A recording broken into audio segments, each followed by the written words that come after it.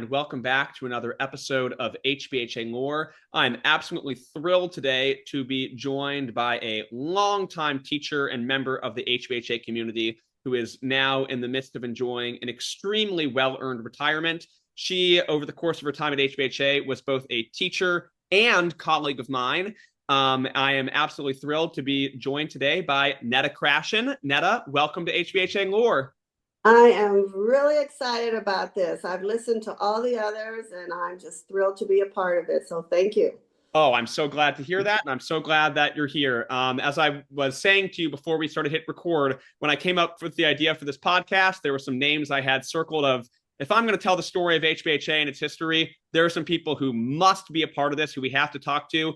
And you are one of those people right at the top of that list. So, Well, thank you. yeah, Thank you. you've been a huge part of HBHA. And like I said, my life, and we will get to all of that HBHA goodness, and there's a lot to cover. But there's a lot of other stuff that I want to talk about as well. So when did you retire from HBHA? I retired on May 2019. Okay. Really just before all the COVID hit. So Not the worst time to get out. yeah, that particular timing worked out really well. Yeah, I retired with Laura Hewitt. Of course, we left together. Yes. And if people want to hear Laura Hewitt's episode, there's a Laura Hewitt HBHA Laura episode 2. And I was working there at the time, and we had a phenomenal and very well-deserved retirement party for you both. How many years did you work at HBHA prior to that retirement? I was there 36 years. That's started in my when I only had two little boys, and left when I had 6 grandchildren. So it was quite a long time. The whole family ended up evolving by that time. So we will certainly get to HBHA, but let's start with your time now. So now that's been about 7 years of very well-deserved retirement. What are some things that you've been doing to keep yourself occupied and enjoying your retirement life? Well, I'll start with right when I retired in 2019, we went directly on a trip. Oh, where'd you go? And started with Spain and Portugal, and wonderful. I'd never really been to anywhere else besides Israel. So that was a great start to a retirement. And then we have traveled a lot since then to some amazing places. More recently, we're kind of trying to do the national parks. We went to Yellowstone Park in June, and then we did the Utah parks this past September, and of course we've done some Europe stuff too. And we're planning an Alaska cruise in July. So yeah, retirement's been good. That's how retirement should be. Traveling over. So am I hearing correctly that before that retirement, you had not been to Europe at all before in your life? Only Israel. I had not been to Europe. No. So no. In these retirement travels, what's been maybe a highlight or two of like a favorite place? It could be a country, a city, or even just a specific place within either a national park or one of these amazing places you've visited that has really been a standout experience for you. Well, I really love Europe. There's so much history there.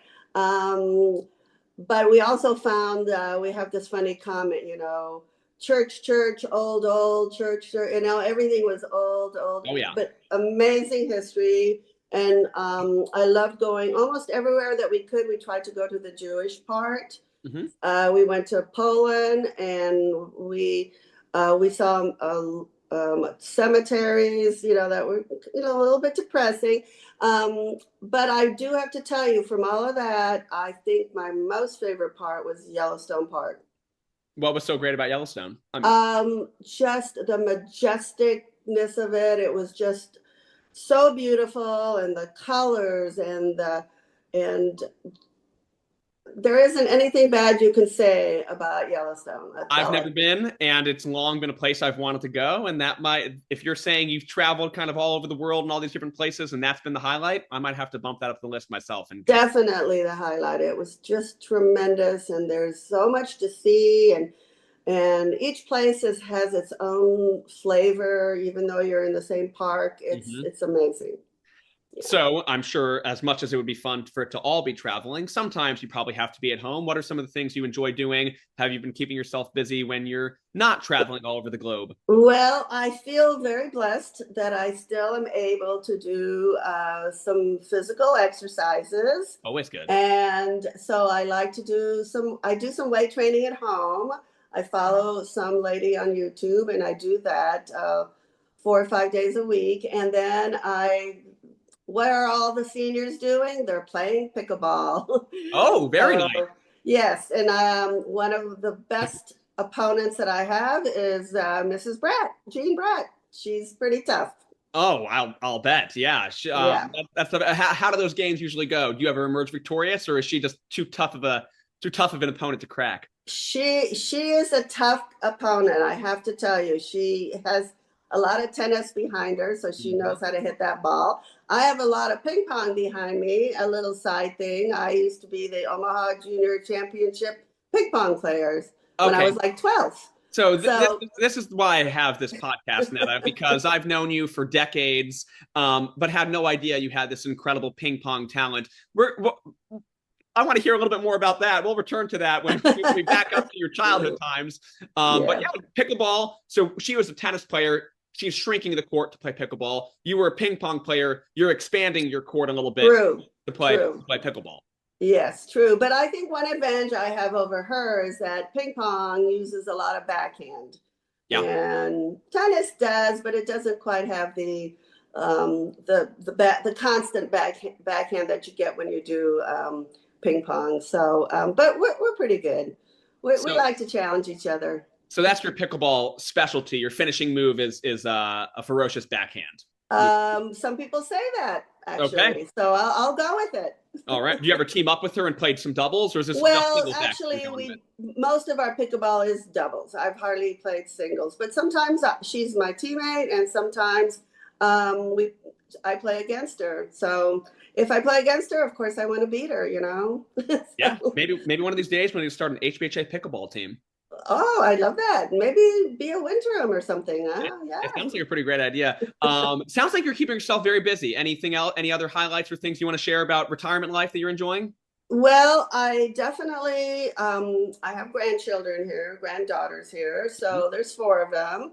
And just a side little pitch about them is they are HBHA students right now. Three out of the four are. Mhm. And so I spend a lot of time with them.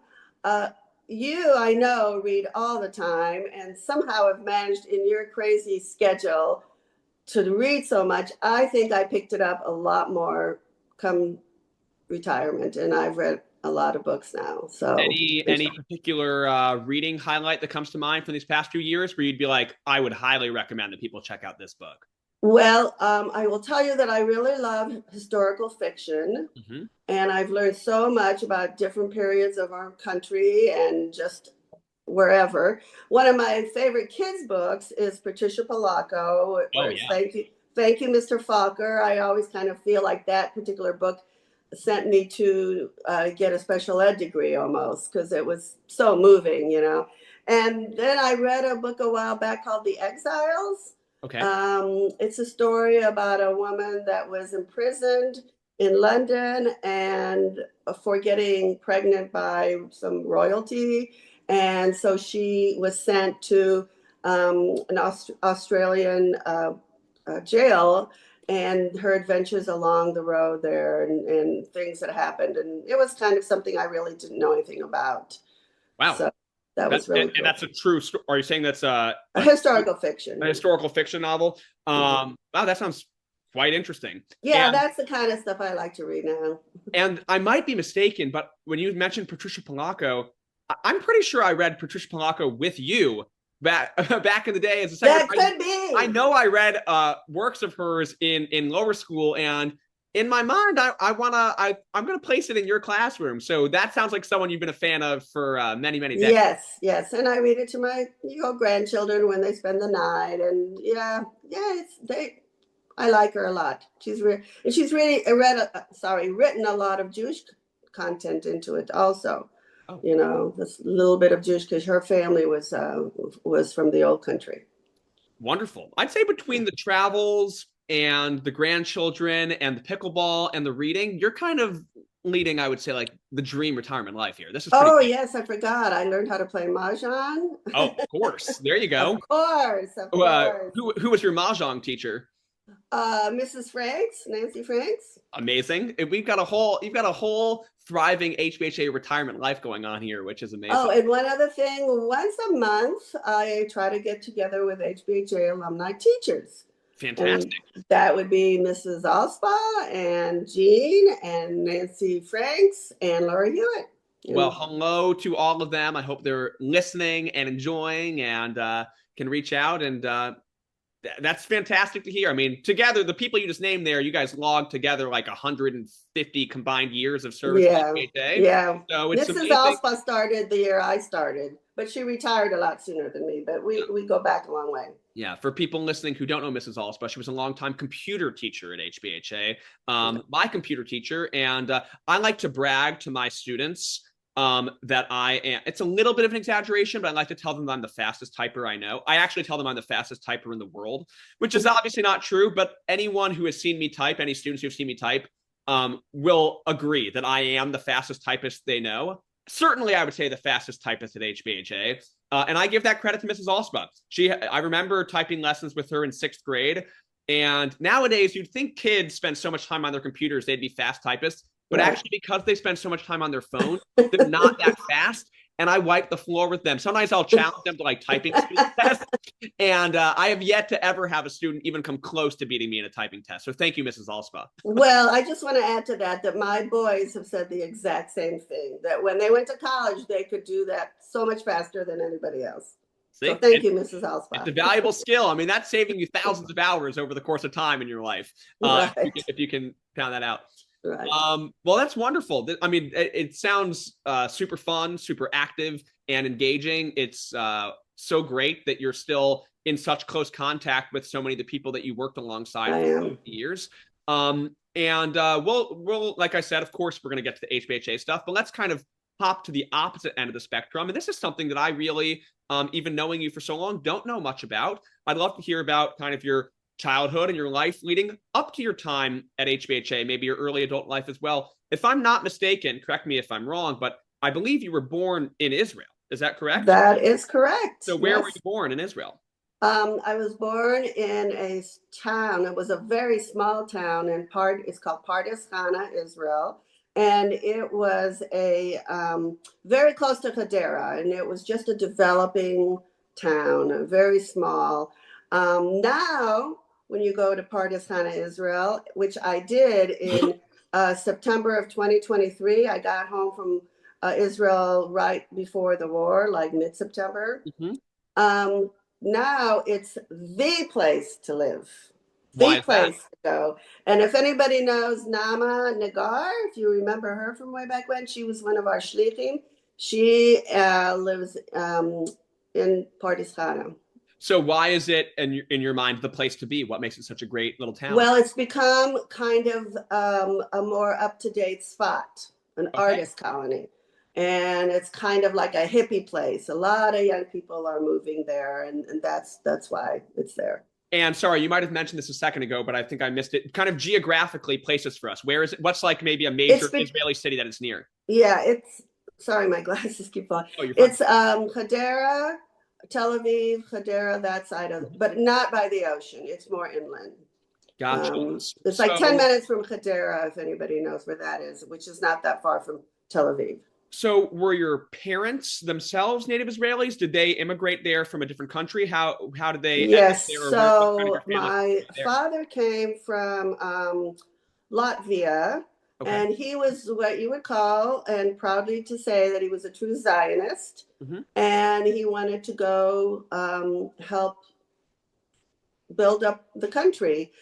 So he went there before the war. They sent him before the war, lost the rest of his family. My mother also was from Warsaw, and she had lost both her parents when she was young. So she lived with an uncle, and he said, got to get out of here. And so they met in Pardes Chana. Oh, so they met in Israel. They came from, well, it's pretty amazing, right? So you have a Latvian father, a Polish mother. Right. And did they both speak Hebrew when they kind of came? No, I don't believe that they did.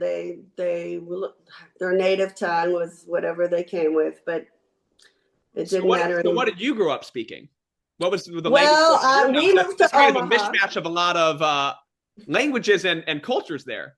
Well, when we moved from Israel to Omaha in 1958, and when we moved there, I obviously at the beginning I was in all the first grade, Yeah. and so I didn't know any English, but I have to say I assimilated as much as my mom tried to have me speak Hebrew.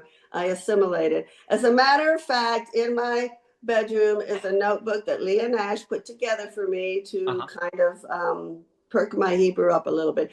And the thing is, you have to remember, I came to America when I was 6, so my vocabulary was about then, you Yeah. know. So and being around all the HBHA Hebrew teachers, they talk very fast, as you know. Oh yeah. It's not that. So my grandpa, Rabbi Margulies, who Mm-hmm. lived in Kansas City for a long time, was the best Shalom rabbi for many, many years.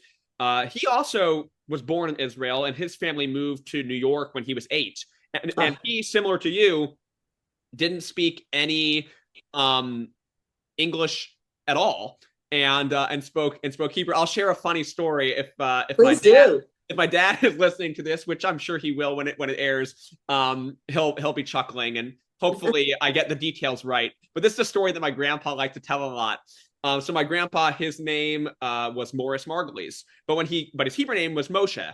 And when he came, this is at least according to him, when he came to America, he didn't have an English name. His name was just Moshe. Moshe, And right. according to him, he says on his first day of school, his teacher in New York was asking him his name, and he said Moshe, and the teacher said, "Sit down, Morris." And according to him, that's how he became Morris. That his teacher just named him. Now I don't know how accurate that story is, That's actually really funny. but that is the story my grandpa used to tell me about how his name became Morris. That it was just something spur of the moment his teacher said, because I guess Moshe was too Close enough. complex for him to say. I love that. That's a really cute story. Well, I've kept my same name. So what brought your family from Israel to Omaha? That seems kind of not the first city people are going to assume that maybe people are going to, if they're coming from Israel overseas to America, they might think they're going to land in New York. What brought them to the middle of the country? Family. My father had an uncle there. And and my father he was in construction and he'd had an accident a couple of years before. So to recuperate, he came to America and he visited his uncle. And they're like, come on, we have no family, come. And then he saw, the sidewalks were made of gold, and so that's why we ended up in Omaha. So from there, did you is that where most of your childhood was, in Omaha, or did you move around to different places? No, we stayed in Omaha, and I didn't stayed in Omaha until I graduated high school, and then I went to University of Missouri, Oh, wonderful. and We'll at get, School we'll of get to the University of Education. Missouri, but first I got to ask about one thing that you mentioned earlier at Omaha. How you became apparently the junior ping pong champion of Omaha. Oh, How- okay. Well, when we came to the States, we didn't come on an airplane. We came on a boat, and okay. it took 3 weeks to cross the ocean. And my brother is 10 years older than I am. Okay. So what entertained him was ping pong. So once we got settled and could afford a ping pong table, we had one in our basement. He played with me all the time, and that's how I learned how to play. Did you ever beat him, or was he just too old and too good? Oh, he was pretty good. He was your Gene Bratt before Gene Bratt. Yes, Your nemesis on the other side of the net. Yes. And that's great. Do you have any memories from that 3-week trip, or was it so long ago that you don't really remember actually? There's one little memory. Is that I hid from I hid from my family at one point, and they couldn't find me on the boat. And everybody was looking for me. And it turns out, I think that I was under a bed in somebody's room or something, but it kind of freaked everybody out. Yeah, yeah, maybe not the ideal thing when the family is moving across the globe Yeah. overseas. Possibly a stressful situation. But you were 6 years old. 6 year Right. olds like to decide, I'm just going to hide from my family, and I don't care if I'm Yep. missing on a boat. They'll find me eventually. Yep. That's what And happened. and they Yeah. did. So you went to the University of Missouri. What did you study at college? Education, Good choice. elementary ed here at Mizzou, and then later on I had UMKC. I got my bachelor's degree in special ed. Okay. And then so it sounds like you knew you wanted to be a teacher. Once you ended up leaving there, obviously I know you ended up at HBHA, but was that the first place that you were teaching, or did you end up having some different experiences before you came to HBHA? No, I taught. So I feel a little bit blessed with the jobs that I got because I was working when I graduated in a place called Hassel Lloyd. My mother-in-law got me that job. And about 2 weeks before school started, I got a call from the placement office that they wanted to interview me in Liberty, Missouri. So Okay. I got the job like 2 weeks before school started, and I was like so nervous. I mean, it was right out of college, and I didn't have a lot of prep time. No. And so I took that job, and I was there about 5 years. And then I What grade were you was teaching there? fourth grade. Okay. Fourth grade.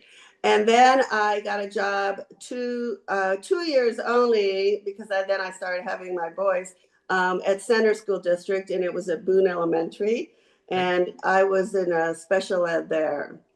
And then I had 2 years off, and I got a call from HBHA. It was 1993. That I don't know if this name means anything, but Elaine Munshine, who was like a friend of mine and on the board, she recommended me. And it also was 2 weeks before school was starting. That particular second grade class was going to be like very large, like 40 kids, and Oh, wow. they needed to split us up. But And your legend had already grown so much by that point that rather than you having to apply, they were seeking you out. oh, right. And they Lucky said, for me, I knew Elaine Munshine. lucky for us, you knew Elaine Munshine Yeah. as it ended up there. So they asked you to join, and so you joined there as a second grade teacher. Was that your first job? Right. So what happened was they had me call Laura, and Laura and I spoke on the phone this was before I was hired, for like 2 hours, and we clicked, and it just worked. And she was going to do math and science, and I was going to do language arts and social studies, because it was a three-fourths of a day schedule. I don't know how it even worked in those days. And that was Rabbi Phil Field, so it was a while back. And it just clicked. And then I went and talked to them, and it was like, okay, school's starting in like 2 weeks. Oh, by the way, Mrs. Hewitt's adopting a child. She's going to be gone 6 weeks. Oh, thank you. Yeah. Well, that's incredible. And when I spoke with Laura Hewitt, she mentioned how you guys spent so much time working alongside each other that you would pretty much be able to just finish each other's sentences, how you were so comfortable with each other that you would really know exactly how the other one would handle any sort of situation, which is amazing. And then it's so cool that continued for like 35 years with the two of you not always obviously working in the same classroom, but working alongside each other in different capacities at the school. Well, you may not be surprised about this, but she had a nickname and I had a nickname. Oh, what were the nicknames? And she was the drill sergeant and I was Mellow Yellow. She didn't tell you that part, did she? No. Was this a nickname given to you by students or by your coworkers? I think it was more the coworkers. I don't know that the students really. Gotcha. They just knew she was a lot stricter than I was. And you know what? I think that those nicknames are both apt, and I think they're both nicknames that you guys should both wear with pride. And because again, when I talked to her, and I was like, describe your teaching style, and she was like, strict but fair, and I said, agree.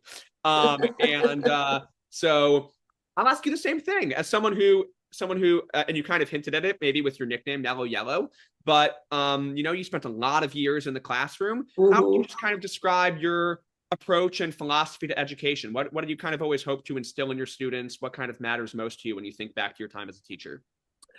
Well, I think I'm always looking for those aha moments all the time. You know, when they're little, like because I did second grade, and it's a simple philosophy. You just want them to love learning, and you want them to go, "Oh, I get it. Oh, I remember to put a period at the end of the sentence." You That's know, always you big. just yeah, that was so big, and you know, so. And I think I obviously my nickname says a lot for me, but I was probably not quite as strict, but I think that my discipline was more like loving and caring, and okay, I get what you're saying. Let's try it. Let's give you another chance, and that kind of thing. You know, Yeah, I so think again, and that tracks with my experience. As I said at the outset, for people listening, you were my second grade teacher, and right. Mrs. Hewitt was my third grade teacher. So by that time, she had migrated one grade up, and you said, "I've got this whole class to myself." How many years, if you remember, did you teach second grade for at HBHA? I taught from 83 to 99 with Oh, no, yes, and some of that was with Laura. And I'm not sure exactly what year she left to become principal. When she left to become principal in 99, that's when I became I moved up to third grade.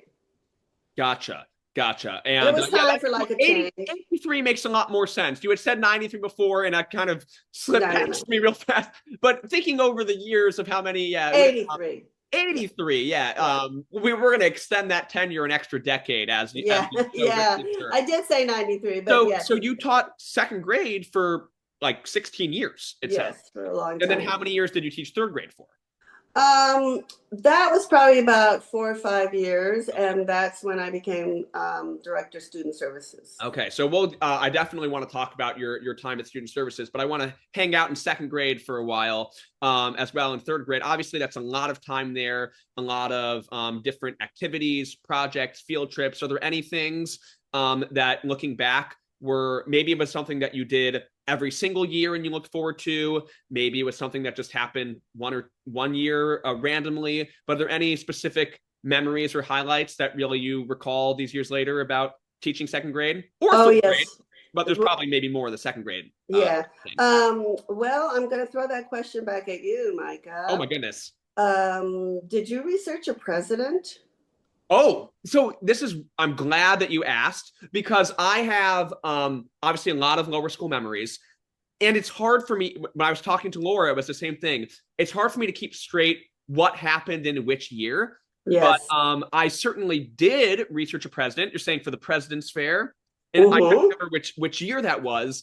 But if that was indeed second grade, which it sounds like it was, I do, and I remember my president well.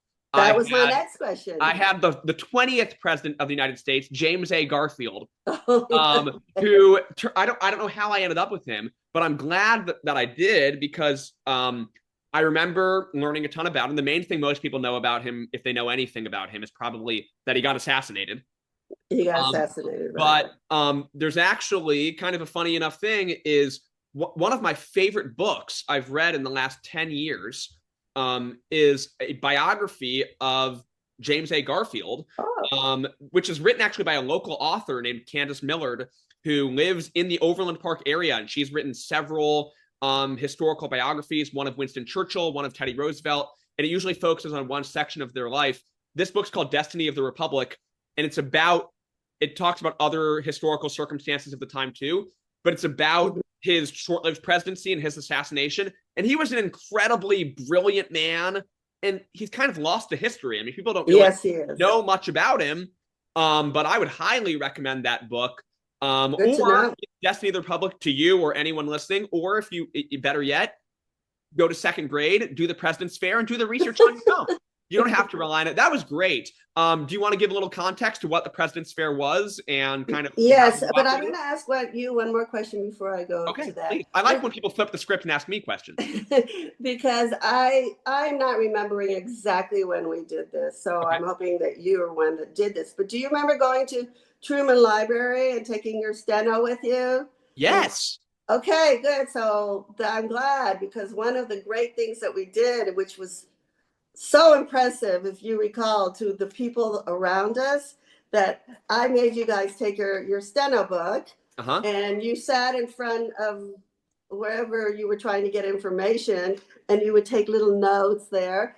And the people that were at the Truman Library were like, what grade are these kids in? I'm so impressed. I go, well, they're only second graders. So it was a fun thing to do.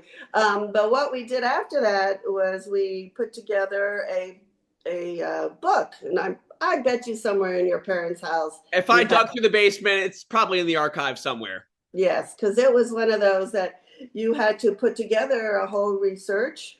And I guided you all with, birth. I broke it down to what we needed to find out and interesting facts. Mm-hmm. And you put all that into a paragraphs and you wrote a beautiful report. And if you remember, I had a big photograph of each of the presidents and you guys copied it for your cover. Oh, I fear to see my drawing of James A. Garfield. Drawing was never my strong suit. So then, yes, and then we would have some people came dressed or didn't come dressed, but parents would come by and I was look. going to say, again, I want to make sure I'm remembering correctly, and I think you kind of hinted it towards it there. Was there like a costuming component to this where people dressed as the president at all? Or did they just I dress think up that for I the made that presentation? optional, if I Yeah. recall, I think because I have maybe a memory of perhaps dressing as James. yeah, yeah, I don't recall that was something totally necessary, but it was a fun project and it was challenging but fun, I think. That's So I wonderful. do Was that a remember. project that you just designed of your on your own, or was Yes. that, One of the things that I really liked about teaching second grade and third grade was that we had a curriculum, but we could also do project-based learning, actually, and do a lot of different activities and do it in different ways. And, as long as it worked in the curriculum or whatever.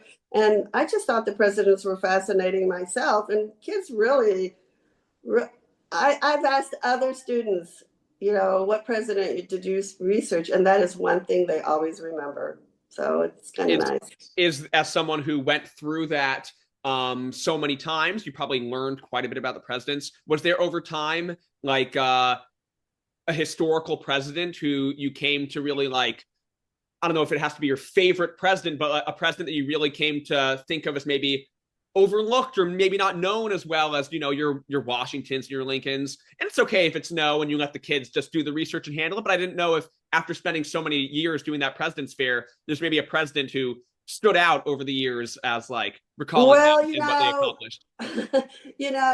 that's a really good question. And I'll tell you, after the first couple of years that I did it, I remembered a lot of facts about all of them. Yeah. At this point, I couldn't repeat it back. It's okay. You know what? It's been documented in their little books, and that's Yes. good to know and remember. You pass it on a lot. That's great. Yes, yes. Any other highlights that you want to share from second or third grade? There was a couple other things in second grade that I remember about. One of the very first things that I did, and did I do it with your class? I don't remember. I like to change things around a lot, so I wouldn't get bored. It was more to keep 16 me. years is a lot of time to be Right.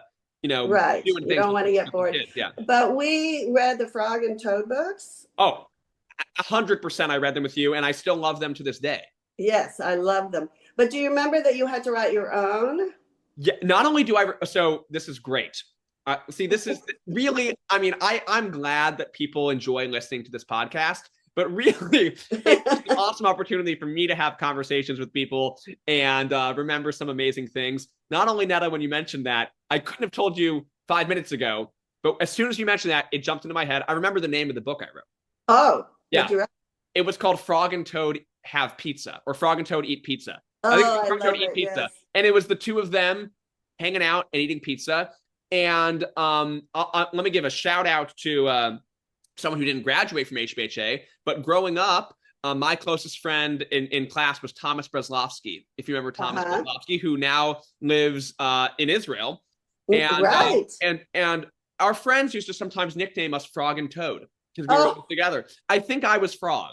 I was Um, gonna say. I think I was Frog and he was Toad. But yeah, tell us a little bit about Frog and Toad and what you would do with Oh, the that's books and what you so would do with them. cute. Yeah. That is so cute. So yeah, that was always a real highlight. And it was, a lot of work on, plot and setting and characters, but it was also a lot of fun. I also remember, and maybe this is you too, I was trying to remember things that I did, hopefully with you and other years, and that was called The Important Book. The That one does Important, not immediately ring a bell, but let's hear a little bit more about it. okay. And either way, it So sounds important. well, there's a book, The Important Book, and the author doesn't, I think it's Brown, Margaret Wise Brown, maybe. Yeah. She wrote The Important Book is, and then she would say, like, the important book, the important thing about a table is that you sit around it with your family.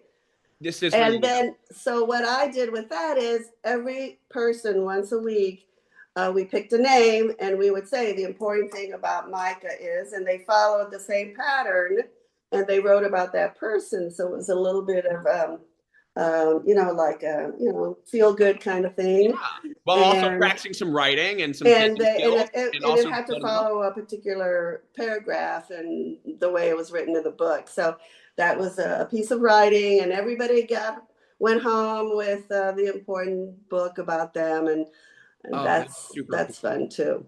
Oh my God. And I was thinking of one more thing about second grade, and that was when we introduced Laura and I, or no, I think it may have been Nancy and I. Okay. So I've only worked with Laura and Nancy as other general studies teachers. I had a lot of Judaic Hmm. counterparts, but those were, and we brought to the school like the student-led conferences. That was one of the things we kind of initiated and piloted.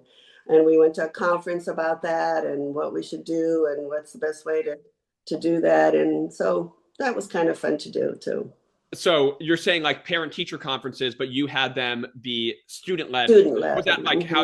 how you operated all of your conferences that you would have the No, it was always the second one. gotcha. Okay. But one of the The first conferences one you would was have. with parent, and then the second one, and it showed off all their work. And they do that now in lower school too. I'm sure they've adapted it in a different way, Yep. but it was something that we were really excited about also. So that's some Uh, of the things. just an incredible amount of array of projects, and again, you can hopefully see how impactful they were because let me do some quick math here. I was probably in second grade in like 1997 or so. So that's coming up on like 30 years ago now. Yeah, And that's good. I remember so many of the things you're talking about quite vividly. I remember the President's Fair. Good. I remember Frog and Toad. So these things are really stick with people years and years and years later, Good. which is really amazing.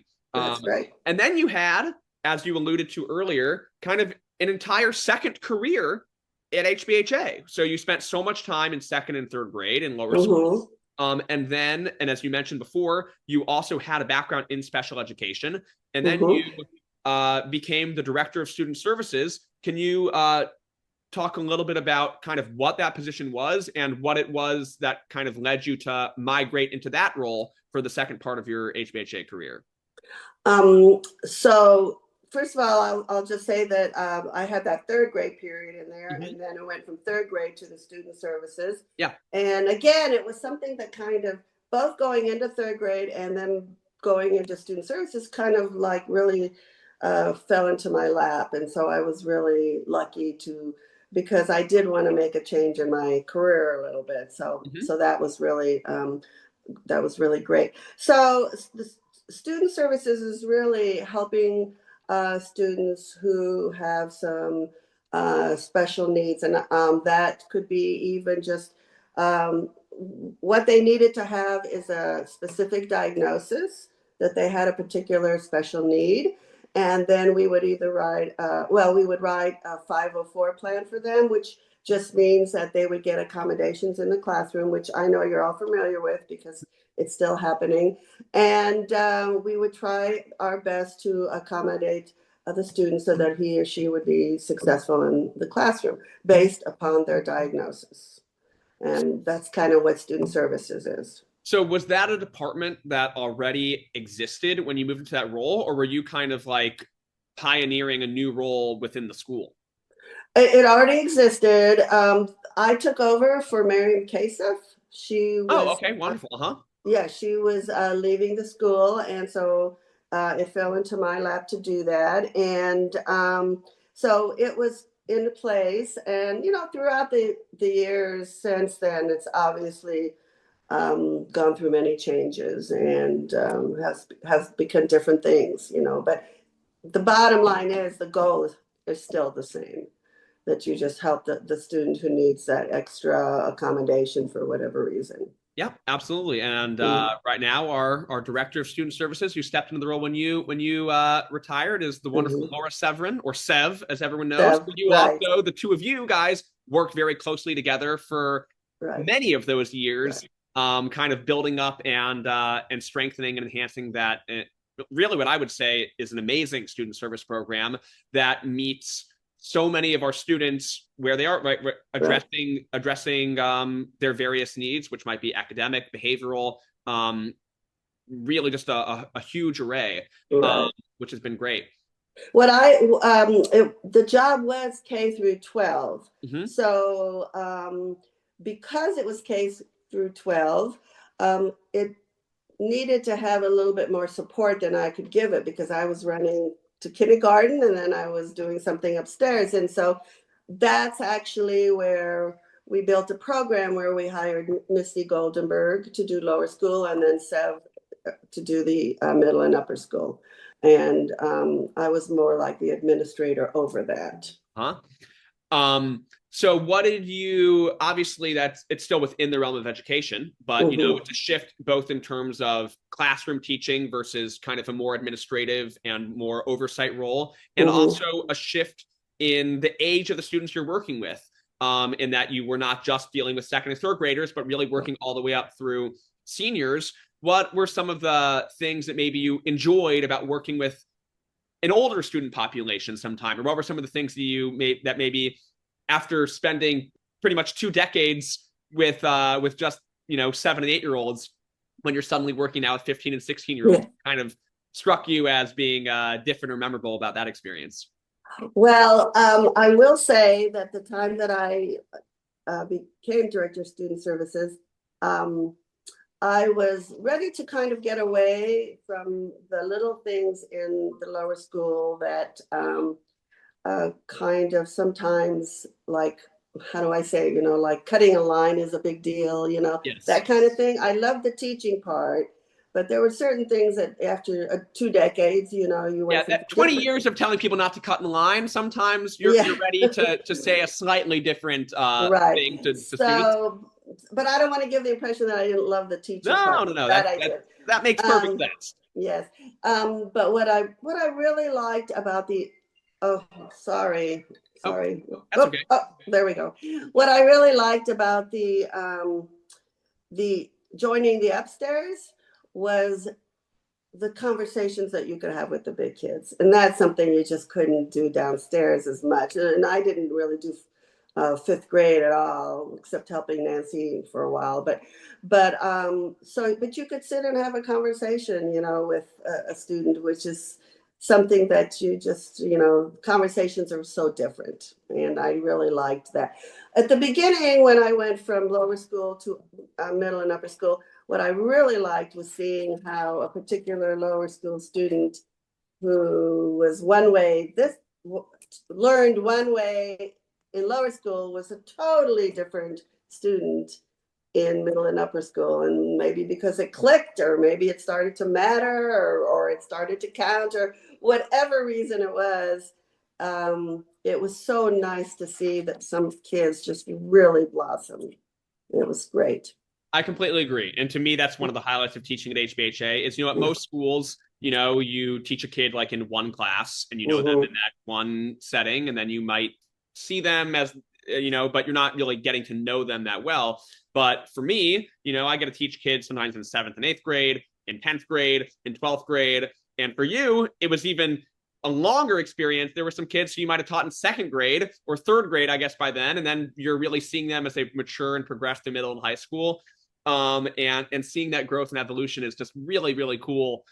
It's also funny the things that don't change, and sometimes it's a small thing, like the way a kid just like walks or holds their head, Yeah. or the way that they just respond to a certain thing, and you're like, you know what? 9 years ago, you really sounded the exact same, That is or so you would true. walk down the hallway the exact same. You wouldn't even have to know their face. You could just hear their voice sometimes, even, know that Yeah. that was so and so. Now, when I happen to stop at school or see the kids at a basketball game, because I like to still do that, I'm like, who are you exactly? I don't Yeah. quite recognize you You're like, I don't anymore. know you, but I did teach your mom 29 And years ago. that was actually my next comment. I had students, even in lower school, just a couple that I definitely had in middle and upper school as student services that I had their parent. It was Yeah. quite. And then it's always funny if you reckon, because even me, obviously I have not taught anyone and also their kids yet. I'd have Mhm. to build up my longevity to a career as expansive as We yours. hope you stay there Yeah. forever. But it's even funny at like parent teacher conferences where you'll see a student and then a parent will walk in and speak in the exact same way or have like a certain mannerism. You're like, oh, that's where they got it from. That's where I they can got it see, from. I can Yeah. see that you're that I can tell that that's your dad. I can tell that's Yeah. Yeah.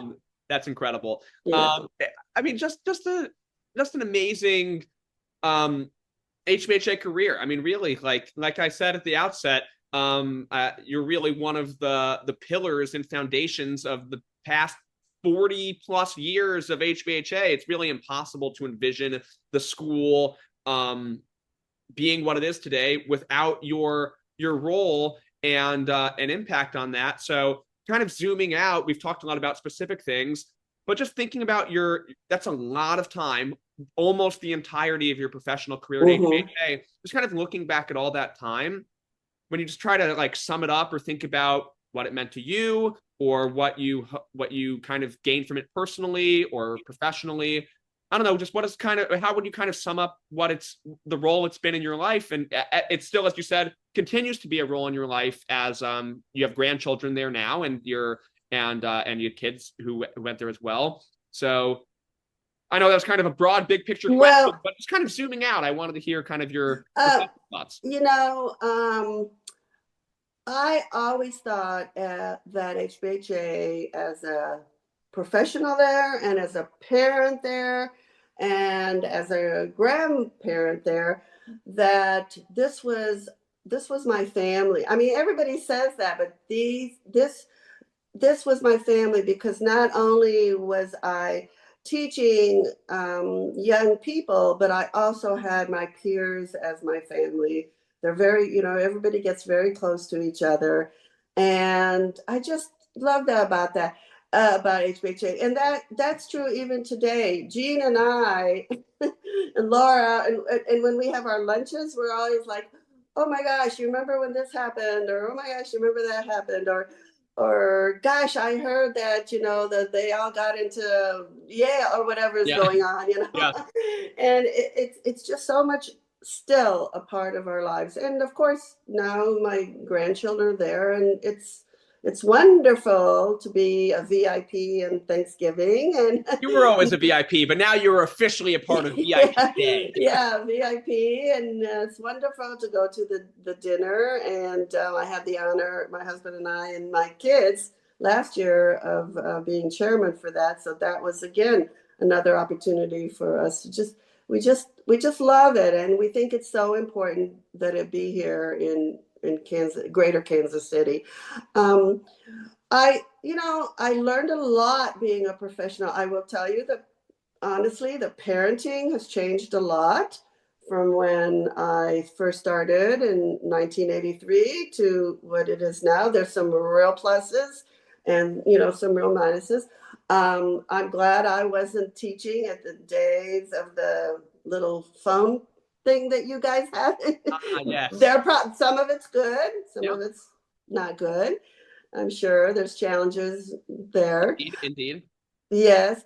And I don't want to leave out the Jewish component because of my own personal history.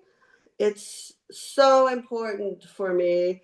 And that's why I get teary eyed. My granddaughter in second grade had Chag Chumash, Oh yeah. and I got not too long ago, and I got teary eyed when those kids sing Hatikva. It's so beautiful and it's so meaningful, and our traditions are so important to us, especially at this day and age right now.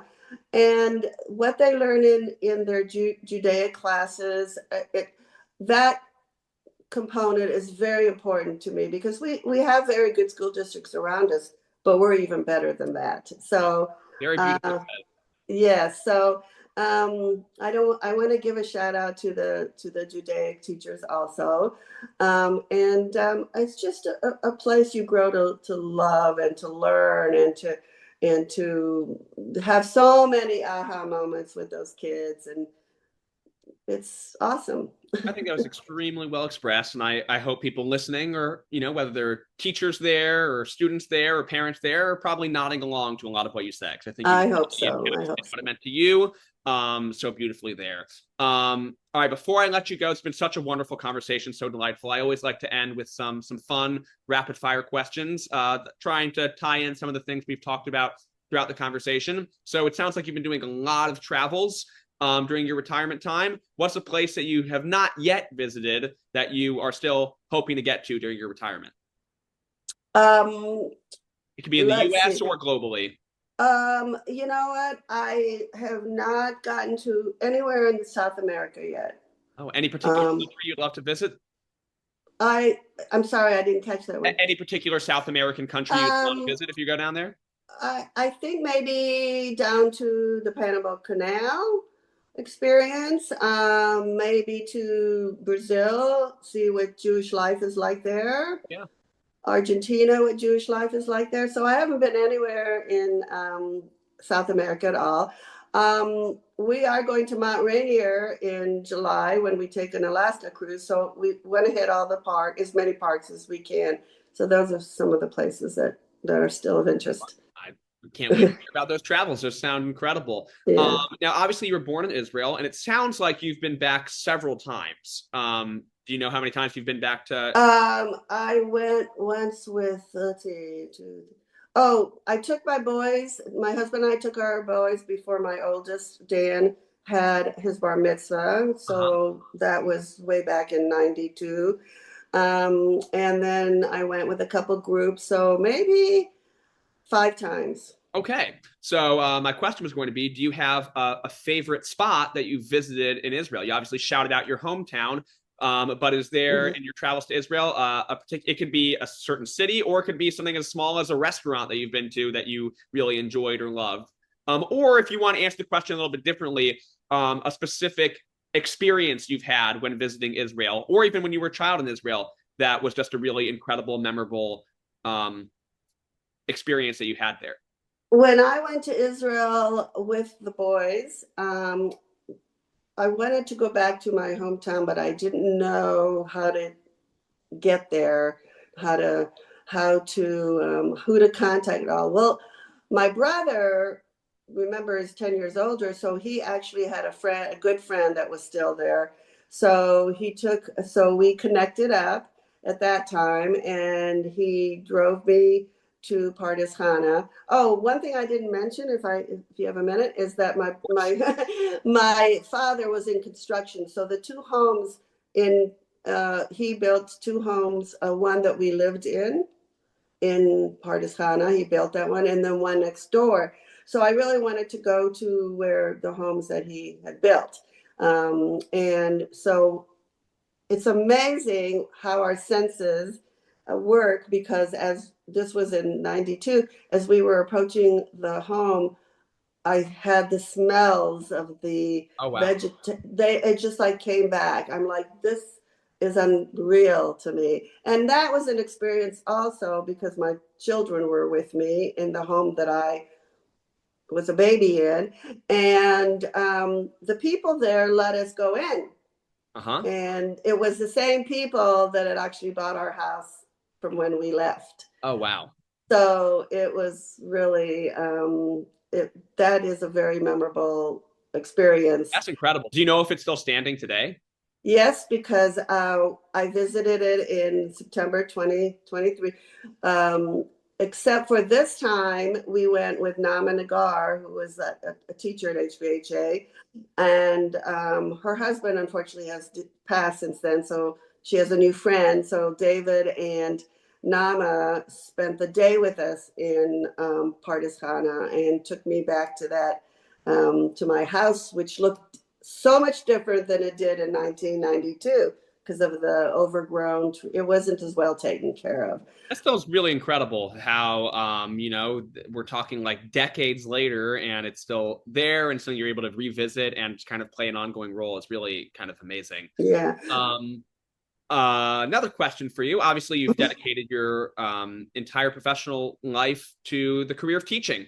But if we were to imagine some alternate reality where you didn't become a teacher and you had an entirely other profession, we're glad that that didn't happen. But if it did, what's another career path in an alternate reality you could have imagined yourself doing and loving? That's an easy question for me. Ping pong. I would have liked to have been a psychologist. Okay. Um, I feel I look at situations and I try to analyze people's behavior and all that. But I also have people come to me and say, hey, this is what's happening. What do you think? You know, what are you thinking is going on in other people's minds? And, you know, I just feel like that has been positive feedback that I get from people wanting to discuss things with me. So that's what I would have wanted to do, I think.